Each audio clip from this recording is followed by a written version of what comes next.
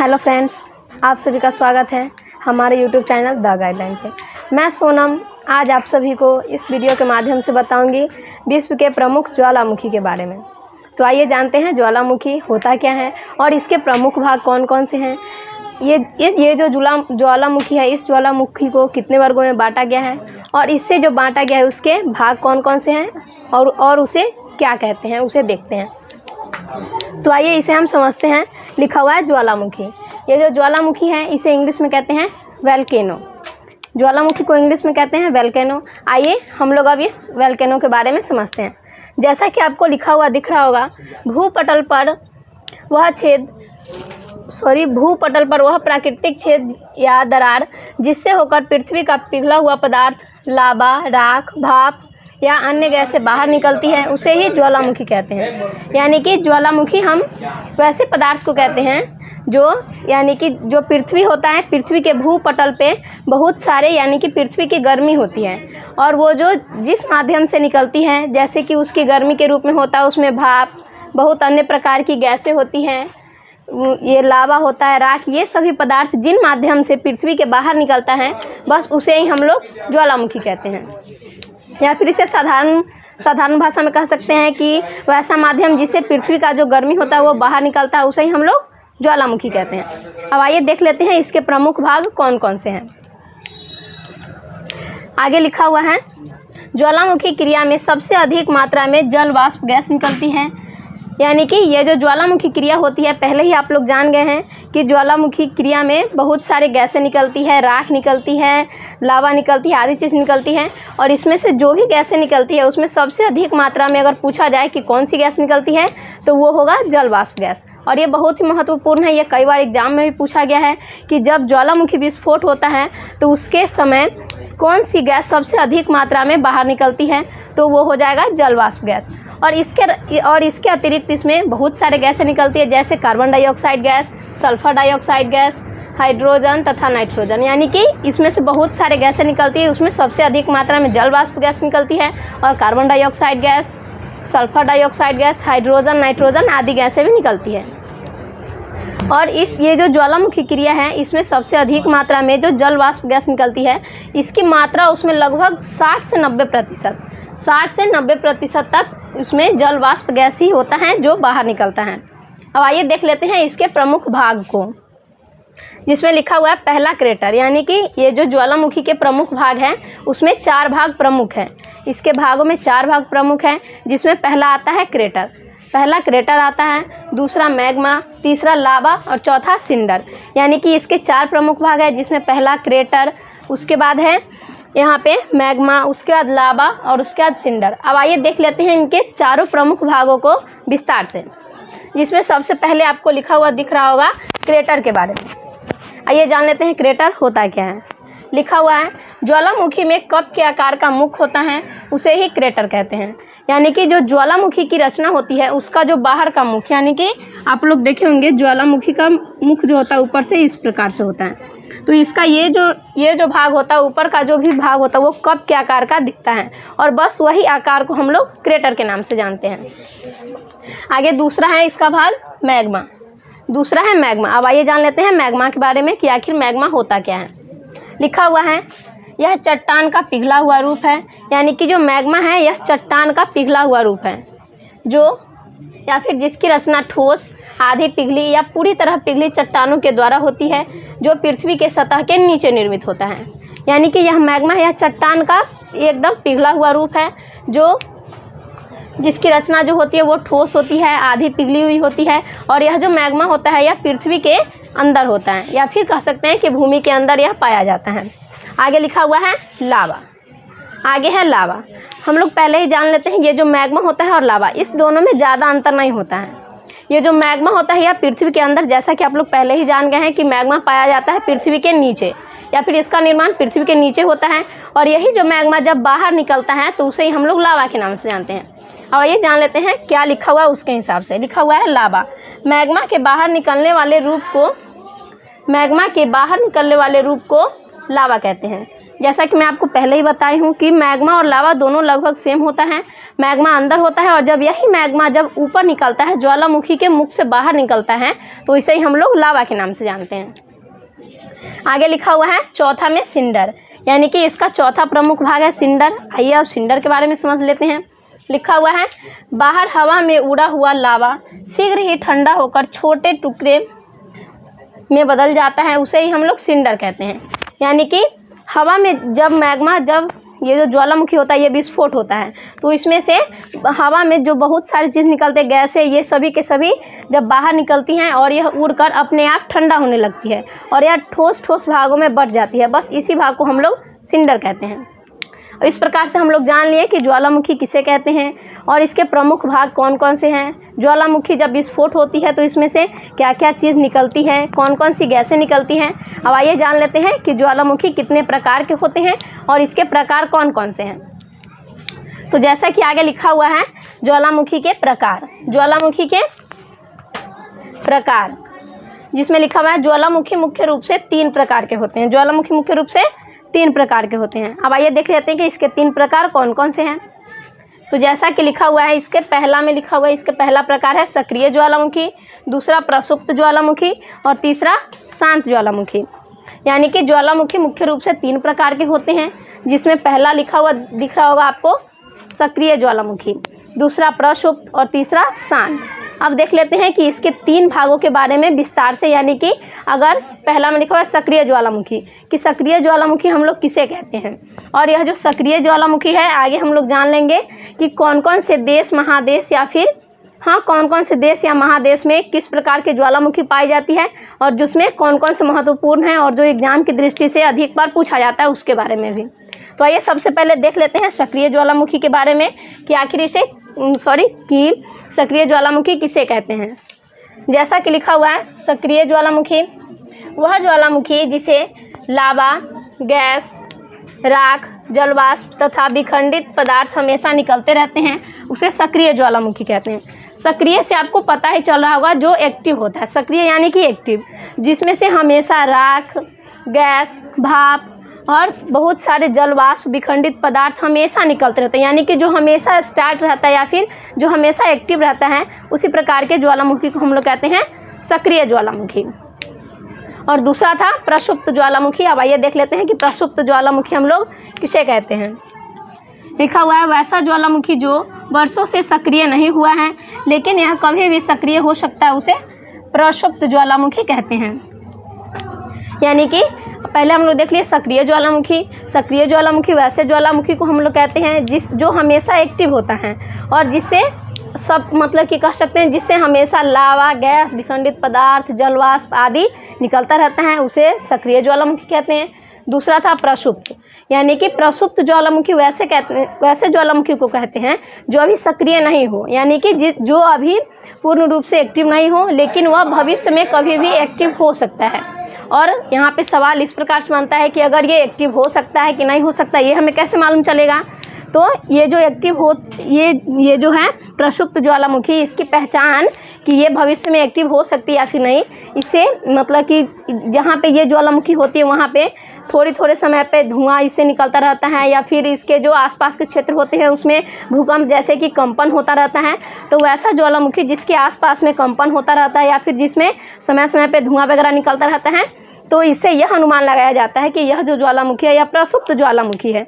यानी कि यह तो अभी एक्टिव नहीं है पर यह भविष्य में एक्टिव हो सकता है। और आगे लिखा हुआ है तीसरा में शांत ज्वालामुखी। तीसरा शांत ज्वालामुखी। अब आइए देख लेते हैं इसे। लिखा हुआ है वैसा ज्वालामुखी जो वर्षों से सक्रिय नहीं हुआ है और भविष्य में भी सक्रिय होने की संभावना नहीं है, उसे शांत ज्वालामुखी कहते हैं। यानी कि प्रसुप्त ज्वालामुखी और शांत ज्वालामुखी, इन दोनों ज्वालामुखी में विशेष अंतर नहीं है। यानी कि वैसा ज्वालामुखी जो अभी भी एक्टिव नहीं हो और जिसका भविष्य में भी एक्टिव होने का चांस मतलब कह सकते हैं कि 0 के बराबर हो, उस प्रकार के ज्वालामुखी को हम लोग शांत ज्वालामुखी कहते हैं। और इसके नाम से भी हमें पता चलता है सीधा सीधा शांत ज्वालामुखी, यानी कि जो अभी भी एक्टिव नहीं हो और कभी भी एक्टिव नहीं हो सकता है, उसे शांत ज्वालामुखी। और जो अभी भी एक्टिव नहीं हो लेकिन भविष्य में कभी भी एक्टिव हो सकता है, उस प्रकार के ज्वालामुखी को प्रसुप्त ज्वालामुखी कहते हैं। तो इस प्रकार से हम लोग देख लिए अब ज्वालामुखी के प्रकार को, कि ज्वालामुखी 3 प्रकार के थे, जिसमें सक्रिय ज्वालामुखी, प्रक्षुब्ध ज्वालामुखी और शांत ज्वालामुखी आते हैं। और हम लोग इन तीनों ज्वालामुखी के बारे में विस्तार से जान लिए हैं। अब आइए जान लेते हैं कि ये जो ज्वालामुखी है ये कहाँ कहाँ पाए जाते हैं और किस रूप में पाए जाते हैं। आगे लिखा हुआ दिख रहा होगा, लिखा हुआ है कुल सक्रिय ज्वालामुखी का अधिकांश भाग प्रशांत महासागर के तटीय भाग में पाया जाता है। यानी कि जितने भी सक्रिय ज्वालामुखी है, जितने भी सक्रिय ज्वालामुखी हैं, इसका जो भाग है यह प्रायः प्रशांत महासागर के भाग में पाया जाता है। लिखा हुआ है कुल सक्रिय ज्वालामुखी का अधिकांश भाग प्रशांत महासागर के तटीय भाग में स्थित है या फिर वहाँ ही पाया जाता है। आगे लिखा हुआ है प्रशांत महासागर के परिमेखला को अग्निवलय कहते हैं। यानी कि जितने भी सक्रिय ज्वालामुखी हैं उन सभी के भाग पाए जाते हैं प्रशांत महासागर में, और इसी प्रशांत महासागर के जो परिमेखला है उसे हम लोग अग्निवलय कहते हैं। और ये जो क्वेश्चन है बहुत ही महत्वपूर्ण है, कई बार एग्जाम्स में पूछे गए हैं कि अग्निवलय किसे कहते हैं। तो प्रशांत महासागर के जो परिमेखला है उसे ही हम लोग अग्निवलय कहते हैं या फिर उसके नाम से जानते हैं। अब आगे लिखा हुआ है विश्व का सबसे अधिक सक्रिय ज्वालामुखी किलायु है। किलायु है जो यूएसए यानी कि संयुक्त राज्य अमेरिका के हवाई द्वीप पे पाया जाता है या फिर स्थित है। यानी कि विश्व का जो सबसे बड़ा यानी कि सबसे अधिक सक्रिय ज्वालामुखी की बात की जाए तो वो है किलायु। वो कौन है? किलायु। और यह जो किलायु ज्वालामुखी है यह संयुक्त राज्य अमेरिका के हवाई द्वीप पे पाया जाता है। और यह बहुत ही महत्वपूर्ण क्वेश्चन है, कई बार एग्जाम में भी पूछे गए हैं कि विश्व के सबसे अधिक सक्रिय ज्वालामुखी कौन है, वो कहाँ पाए जाते हैं, उसके बारे में। तो अभी हम लोग देख भी लिए हैं। इस प्रश्न का उत्तर हम लोग इस प्रकार से दे सकते हैं कि विश्व का सबसे अधिक सक्रिय ज्वालामुखी जो है वह है किलायु। और यह किलायु ज्वालामुखी संयुक्त राज्य अमेरिका के हवाई द्वीप पे स्थित है। अब आगे लिखा हुआ है संयुक्त राज्य अमेरिका में स्थित ज्वालामुखी। यानी कि पहले हम लोग किलायु के बारे में देख लिए थे जो मोस्ट इम्पोर्टेंट था। अब आगे देख लेते हैं कि संयुक्त राज्य अमेरिका में कितने ज्वालामुखी स्थित हैं। तो संयुक्त राज्य अमेरिका में 3 है सो ज्वालामुखी स्थित हैं, जिसमें पहला है किलायु। और इस किलायु के बारे में हम लोग पहले से जान लिए हैं, इसके बारे में विस्तार से जानकारी प्राप्त हो चुकी है। और दूसरा है मोनोलोआ। ये भी जो मोनोलोआ है यह भी बहुत ही महत्वपूर्ण है। और ये भी जो मोनोलोआ और किलायु ये दोनों के दोनों अमेरिका में स्थित हैं। और ये दोनों किलायु और मोनोलोआ ये दोनों के दोनों जो ज्वालामुखी है ये दोनों हवाई द्वीप पे ही स्थित है। आगे है सेंट हेलेंस, यानी कि तीसरा है सेंट हेलेंस। और ये 3 जो ज्वालामुखी है ये स्थित है संयुक्त राज्य अमेरिका में, जिसमें पहले हम लोग जान लिए किलायु के बारे में, दूसरा मोनोलोआ के बारे में। ये दोनों के दोनों हवाई द्वीप पे स्थित है, इस प्रकार से इसे याद रख सकते हैं। और तीसरा है सेंट हेलेंस। और अमेरिका के तीनों जो ज्वालामुखी है ये तीनों बहुत ही महत्वपूर्ण है।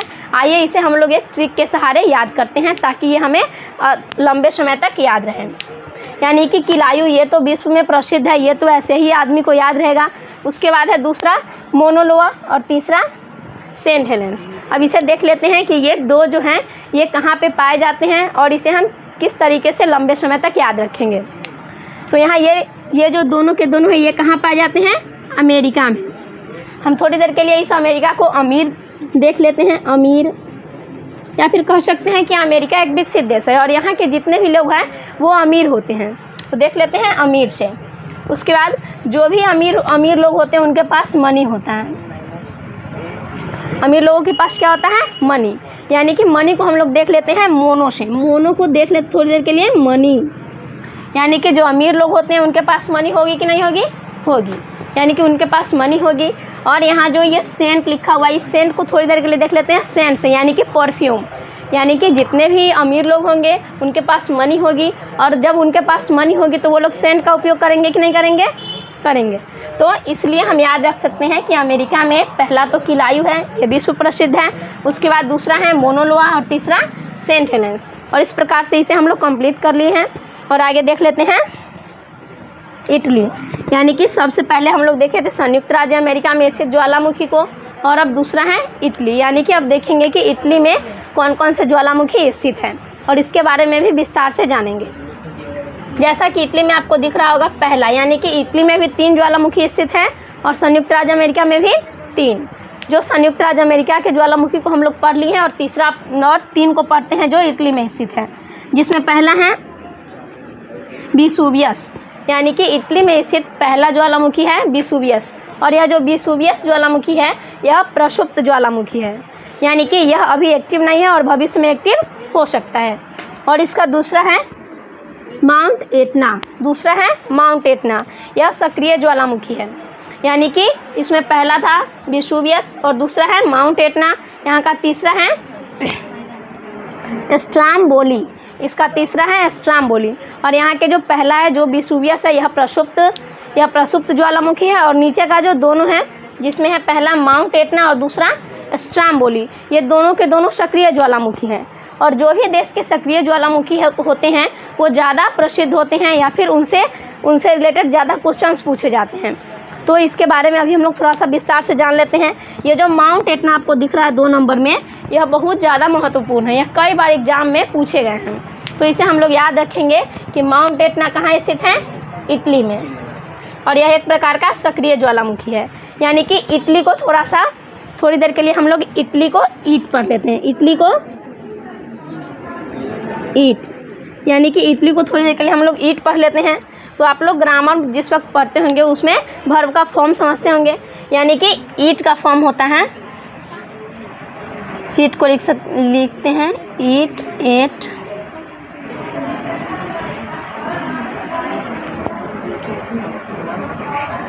ईट, एट और इटेन, यानी कि इटली में ईट इससे याद रखेंगे। और यहाँ पे लिखा हुआ है माउंट एटना, तो ईट, एट, यानी कि इसे याद रख लेंगे कि यहाँ का जो सबसे महत्वपूर्ण जो ज्वालामुखी है जिसका नाम है माउंट एटना, वह कहाँ स्थित है, ईट, यानी कि ईट और एट, इस प्रकार से याद रखेंगे। और माउंट एटना जो ज्वालामुखी है यह एक प्रकार का सक्रिय ज्वालामुखी है। अब आगे हम आपको बताए थे कि ये स्ट्रोम्बोली भी बहुत महत्वपूर्ण है। अब हम थोड़ी देर के बाद स्ट्रोम्बोली के बारे में विस्तार से आइए अब देखते हैं आगे स्ट्रोम्बोली ज्वालामुखी के बारे में विस्तार से। जैसा कि हम लोग पहले ही देख लिए थे कि इटली में भी 3 ज्वालामुखी स्थित थे, जिसमें से तीसरा था जो था स्ट्रोम्बोली ज्वालामुखी। यह ज्वालामुखी सक्रिय ज्वालामुखी है, इस बात को भी हम लोग पहले ही जान लिए थे। स्ट्रोम्बोली ज्वालामुखी एक सक्रिय ज्वालामुखी है जो इटली के सिसिली के उत्तर में लिपारी द्वीप पर स्थित है। यानी कि ये जो स्ट्रोम्बोली ज्वालामुखी है यह एक सक्रिय ज्वालामुखी है जो इटली के सिसिली के उत्तर में जो एक लिपारी द्वीप है वहाँ पे स्थित है। और यह बहुत ही महत्वपूर्ण है, कई बार एग्जाम में भी पूछे गए हैं कि इटली जो है, इटली में 2 सक्रिय ज्वालामुखी है, जिसमें से पहला था उसके बारे में हम लोग जान लिए हैं, उसका दूसरा है स्ट्रोम्बोली, और यह एक सक्रिय ज्वालामुखी है। यह इटली के सिसिली में है, और सिसिली के जो उत्तर वाली जो भाग है वहाँ पे एक महाद्वीप है जिसका नाम है लिपारी, और यह जो ज्वालामुखी है यह वहीं पे स्थित है। आगे लिखा हुआ स्ट्रोम्बोली को भूमध्य सागर का प्रकाश स्तंभ भी कहा जाता है। यानी कि यह जो स्ट्रोम्बोली ज्वालामुखी है इसे भूमध्य सागर का प्रकाश स्तंभ के नाम से भी हम लोग जानते हैं, या फिर इसे वहाँ का भूमध्य सागर का प्रकाश स्तंभ भी कहते हैं। आगे लिखा हुआ है इंडोनेशिया, यानी कि अब हम लोग जानेंगे कि इंडोनेशिया में कौन कौन से ज्वालामुखी स्थित हैं और वो कौन कौन हैं। जैसा कि लिखा हुआ है इंडोनेशिया में 2 ज्वालामुखी हैं, यानी कि जो इंडोनेशिया है वहाँ पे 2 ज्वालामुखी हैं, जिसमें पहले है क्राकाटोआ, इंडोनेशिया का 2 ज्वालामुखी जिसमें से पहले क्राकाटोआ और दूसरा माउंट मेरापी। यानी कि इंडोनेशिया में 2 ज्वालामुखी है जिसमें पहला आता है क्राकाटोआ का स्थान और दूसरा है माउंट मेरापी। यानी कि ये दो ज्वालामुखी है, ये दोनों के दोनों स्थित हैं इंडोनेशिया में, और ये उतना ज़्यादा महत्वपूर्ण नहीं है, लेकिन इसे भी कभी कभी एग्जाम में पूछ लिया जाता है। आगे लिखा हुआ है कोटोपैक्सी ज्वालामुखी। अब आइए इसके बारे में जान लेते हैं कि यह जो ज्वालामुखी है यह कहाँ स्थित है, यह कहाँ पे स्थित है और इसकी विशेषताएं क्या हैं।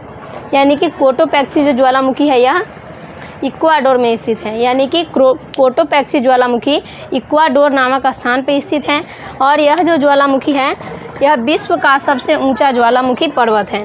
यानी कि क्राकाटोआ जो ज्वालामुखी है यह विश्व का सबसे ऊंचा ज्वालामुखी पर्वत है, इसलिए और भी ज़्यादा विश्व में प्रसिद्ध हो गया है।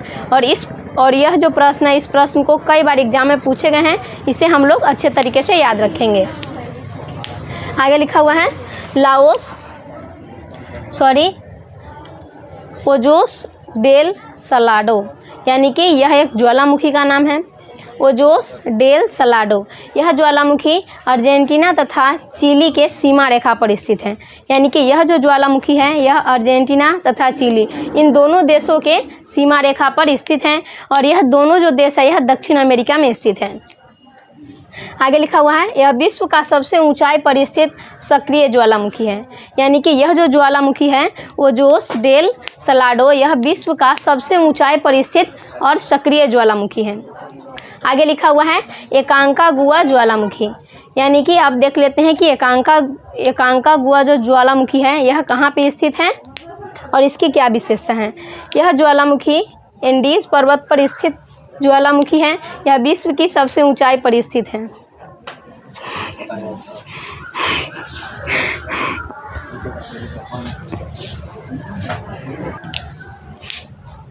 अभी हम लोग देख रहे थे एकांकागुआ ज्वालामुखी को।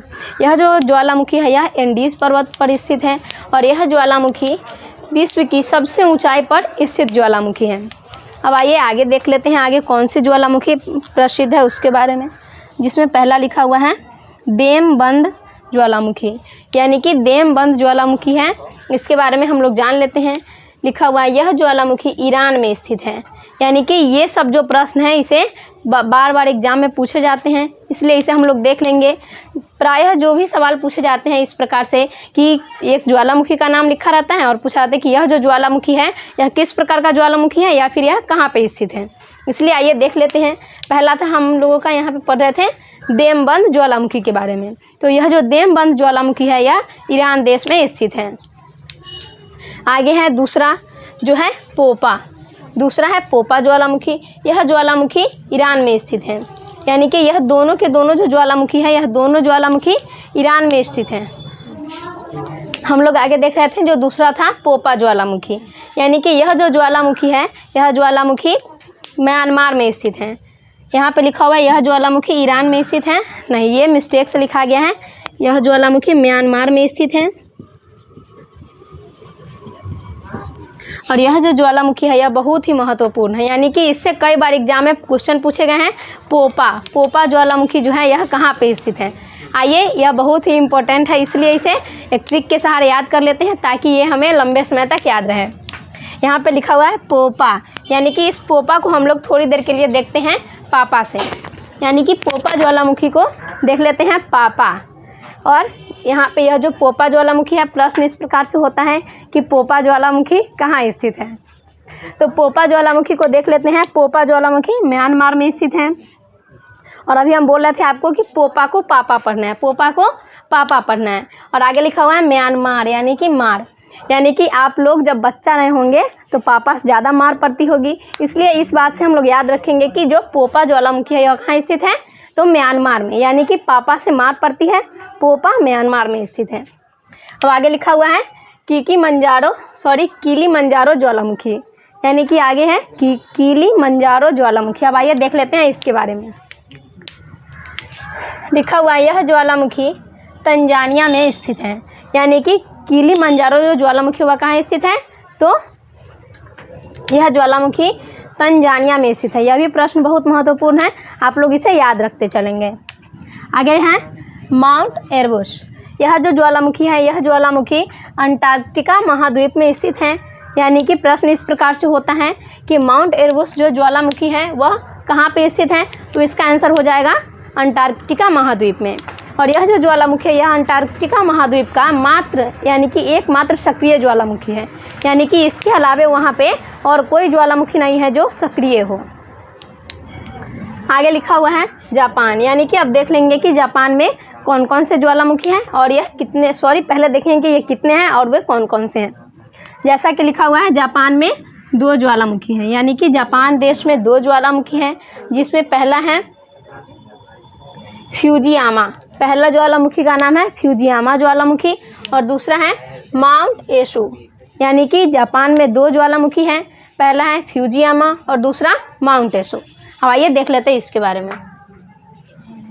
आगे लिखा हुआ है भारत के बारे में, आगे लिखा हुआ है भारत के बारे में। अब आइए भारत के बारे में देख लेते हैं। लिखा हुआ है भारत के अंडमान निकोबार द्वीप समूह पर 2 ज्वालामुखी स्थित हैं, यानी कि भारत देश का जो अंडमान निकोबार द्वीप समूह है यहाँ पे 2 ठो ज्वालामुखी स्थित हैं। अब आइए देख लेते हैं इस दोनों को, जिसमें पहले हैं नारकोंडम, पहला ज्वालामुखी का नाम है नारकोंडम ज्वालामुखी और दूसरा है बैरन। पहला नारकोंडम और दूसरा बैरन, ये दोनों के दोनों ज्वालामुखी भारत के अंडमान निकोबार द्वीप पर स्थित हैं। और इसमें से जो दूसरा है बैरन, बैरन बहुत ही महत्वपूर्ण है। अब आइए थोड़ा सा बैरन के बारे में विस्तार से जान लेते हैं। बैरन ज्वालामुखी भारत का एकमात्र सक्रिय ज्वालामुखी है, यानी कि यह जो बैरन ज्वालामुखी है यह भारत का एकमात्र सक्रिय ज्वालामुखी है, यानी कि भारत में 2 ज्वालामुखी हैं ही, उसमें से बैरन दूसरा है और यह विश्व में भी प्रसिद्ध है क्योंकि यह भारत का एकमात्र सक्रिय ज्वालामुखी है। और इस प्रकार से हमारा यह वीडियो समाप्त होता है, जो था विश्व के प्रसिद्ध ज्वालामुखी। और मैं आशा करती हूँ कि आपको ये सब बहुत ही अच्छे से कंप्लीट हो गया होगा, और ये अगर आपको अच्छे से समझ में आया हो या फिर अच्छे से कंप्लीट हो गया हो तो आप इस वीडियो को लाइक करें, सब्सक्राइब करें और अपने अन्य दोस्तों के पास शेयर करें। थैंक यू, जय हिंद।